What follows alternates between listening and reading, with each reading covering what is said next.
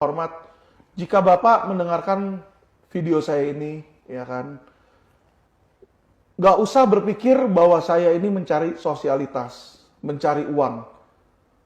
Ya, saya di Amerika usia 24 tahun, gaji saya 1 bulan udah 1 miliar. Situ, saya sudah cukup secara materi. Uang saya di luar negeri banyak di situ. Saya cuma kasihan pada masyarakat. Saya sebagai aparat penegak hukum, sebagai lawyer, saya bersumpah bukan kepada manusia di pengadilan tinggi, bukan kepada hakim. Tapi saya bersumpah kepada Tuhan di situ bahwa saya akan membela masyarakat yang tertindas.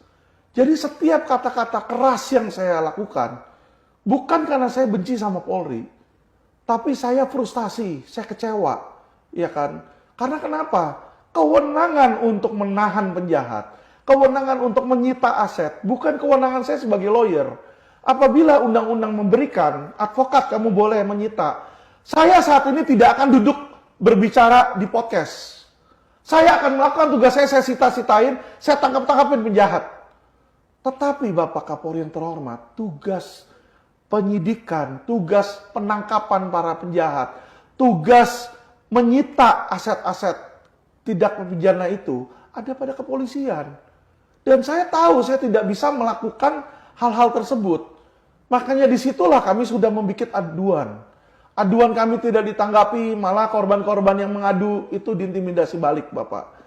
Disinilah kami mau menggugah, ya kan? Apakah polisi masih punya rasa malu? Ya kan? Anda mengenakan baju polisi, setiap bulan Anda mendapatkan gaji dari apa? Keringat masyarakat. Apakah Anda peduli terhadap masyarakat? Ya, saya Bapak Kapolri, kalau Bapak berpikir bahwa saya mau mencemarkan nama baik Bapak atau polisi-polisi lain berpikir seperti itu, ya kan? Saya buat janji saya kepada Bapak. Bapak bereskan itu 5.000 orang, bereskan berikan hak-hak mereka, berantas semua investasi bodong, tangkap tanpa pandang bulu, ya kan? Nggak usah proses hukum, Pak. Bapak mau saya di penjara berapa lama? Misalnya pencemaran nama baik 4 tahun. Saya 4 tahun di penjara nggak apa-apa, Pak. Saya masuk rela dan ikhlas, Pak. Di situ. Tapi, Pak, ya kan, jika pembela masyarakat aja diperlakukan seperti ini, saya aja yang viral, sulit untuk memperoleh keadilan. Bagaimana rakyat biasa, Pak? Itu yang Bapak perlu pahami. Ya kan? Mereka ini nggak punya corong, Pak, untuk berbicara. Mereka pun cuma bisa punya nangis, stres, bunuh diri, gantung diri, minum disinfektan, macam-macam itu. Kasihan, Pak, masyarakat, Pak. Ya, saya menggugah. Kenapa saya bilang seperti ini? Ya kan? Saya nggak tahu kitab suci teman-teman masing-masing apa, Bapak Kapolri apa. Tapi kitab suci saya bilang, Tuhan bilang, kasihilah sesamamu seperti kamu mengasihi dirimu sendiri. Seperti kamu mengasihi Tuhan Allahmu. Jadi kalau Bapak Kapolri mengembangkan tugas dan sayang pada Tuhan, sayangi masyarakat ini. Masyarakat inilah yang membuat Bapak tuh terpilih menjadi Kapolri. Yang membuat presiden terpilih menjadi presiden. Jadi kalau Anda sudah kehilangan hati nurani di situ, ya kan? Lalu apalah gunanya jabatan Kapolri?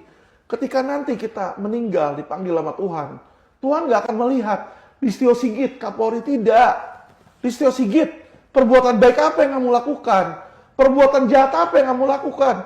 Disitulah kita diadili secara adil. Bukan pengadilan di dunia yang bisa disogok, Pak. Tuhan tidak akan bisa disogok nanti.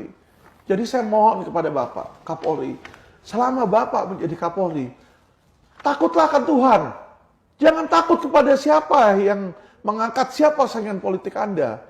Lakukan, masyarakat bisa lihat. Ketika Anda baik dan mengasihi masyarakat, masyarakat akan mendukung Bapak.